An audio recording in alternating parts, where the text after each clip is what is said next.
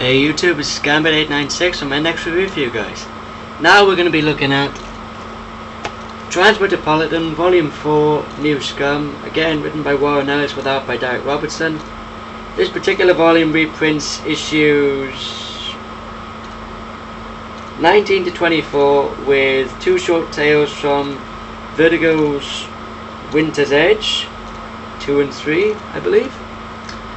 Again, this particular volume follows on from the events in the previous volume, which was volume 3, Year of the Bastard.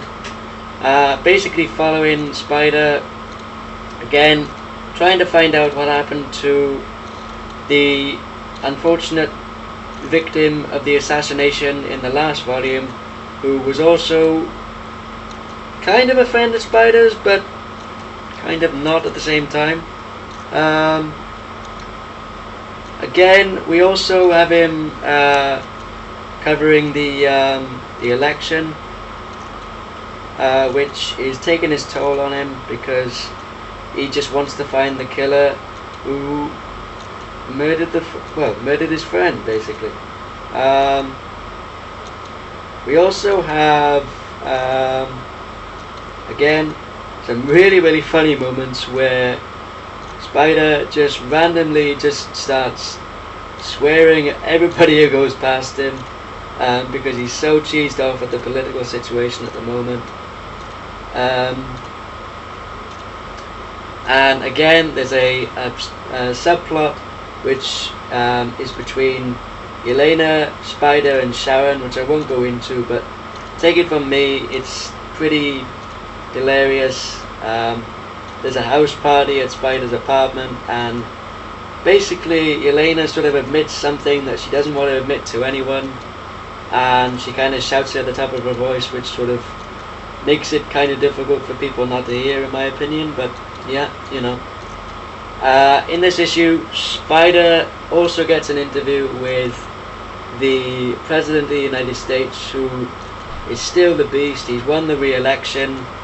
By what means, we don't know.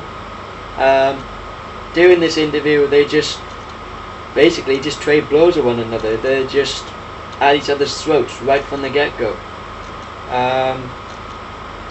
Basically, they're telling each other some home truths about one another, and he's just, yeah. And Spider is really cheesed off with himself because he feels that he's put the beast back in his seat of power in the White House, in obviously being the President of the United States. Again, let me show you some of the new stuff that we see in this volume, in terms of the see if we can find some new fashion statements here somewhere. Let me see. Just bear with me, guys, and I'll see if I can find. Oh, hang on. Well, here we are. It's basically the start of Spider's interview with the President of the United States. Like I said, just trading blows with one another. Let's see. Here we are. Here's some new fashion statements within the city that we haven't seen in the previous volumes. It looked like some sort of high-tech sort of. Hang on, let me give you guys a better look. It looked like some sort of high-tech robot suits, kind of. Yeah, there's a lot more to it than that, but I won't really go into it. You'll have to read it to find out what's going on. And Spider basically shows you that he actually does have a heart in one of these issues. There's an issue where a little girl is having to she's having to sell off her cuddly toys because they're I think her mother's struggling to pay the rent on the apartment or something. And as you can see here, Spider's basically comforting her because she feels that, well, she basically said that she's lost her mum, but of course she's only around the corner. But I can relate to that, being in a supermarket when I was really young and losing my mum in one of the aisles. But you know, that's something completely different. And here we have, there you go. There's Spider obviously going into the pawn shop to do a good deed, so to speak. And then on the next page we have obviously the little girl smiling because she's got her cuddly toy back because Spider's just reclaimed it for her. So he has got a bit of a kind heart in him, even though he's, you know, extremely well, he's just Spider Jerusalem, you know. Again, we find out a bit more about the assassination on Spider's friend, and he basically wants the person he knows was responsible obviously won't admit to it by any stretch of the imagination, but he wants to know that he's got him, you know, where he wants them, and he's going to get the proof eventually, someday. And basically the person who's behind it is actually one of the presidential candidates from the last issue, and he is just an absolute bastard. He's just really manipulative and just, you just really want Spider just to smack the guy in the teeth, you know what I mean? Here we have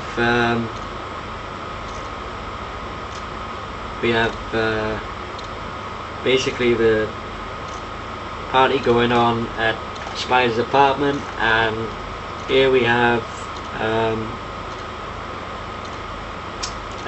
the scene that I was talking about with Elena. I'm deliberately taking it off the screen so you guys don't see it, because I want you guys to obviously read it for yourselves, because I don't want to spoil anything for you.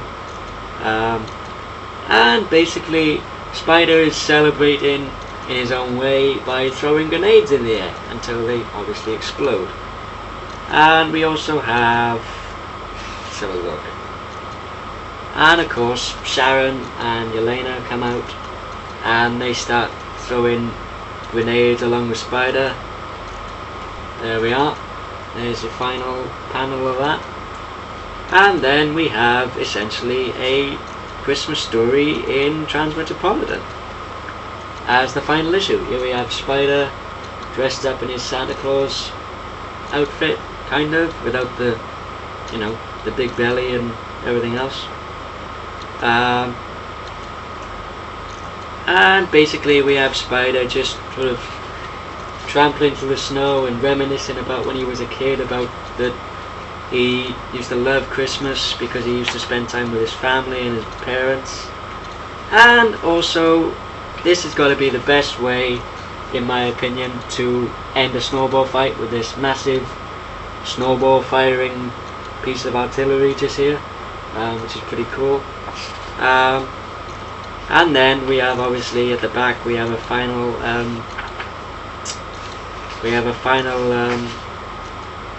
rundown of the volumes. So there's the list for Transmetropolitan. We'll go to the other ones. There's Planetary, which again Warren Ellis is really well known for. And again, another series that I brought up in a previous review, we have The Authority. Overall, I think the story is progressing really nicely. Again, we still have the black humour that the series is known for.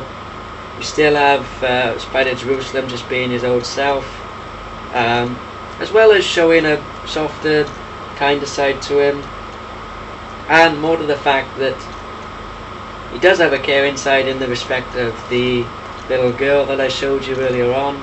And again, he obviously cared about his friend, I should say, enough to basically track down the killer. And I've got a funny feeling towards the end that he actually will, but whether or not that'll come back and haunt him, I have no idea. So this has been Gambit 896 reviewing Transmetropolitan Volume 4, New Scum. Again, if you picked up the other volumes in the series, the first 3, again, pick this up because it's again the continuation of the story. There's not really much more I need to say on this, really. I've said it all before really, and I don't want to say the same thing over and over again because you guys might just get bored of hearing the same thing. But honestly, if you get invested in this series, you will not regret it one bit, I guarantee it. If you read the first one, I guarantee you'll read the second one. You read the second one, you read the third, and so on and so on. So, like I said, this is Gambit896, signing off. Please comment, rate and subscribe, and I'll be back to you guys sometime soon with some more reviews. So, take care guys.